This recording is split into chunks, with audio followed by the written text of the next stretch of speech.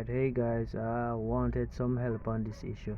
So I've been having a clunking sound when going over bumps. I've changed everything from the sway bar bushings to the end links. That's a new end link right there. I've also changed suspension, strut and strut mount, still having that clunking sound.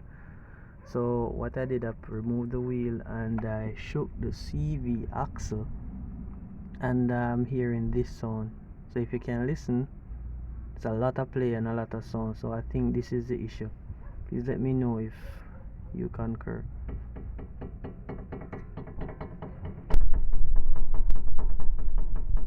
I'm barely moving it, making a lot of sound. If I shake it up and down also, I'm still getting that sound.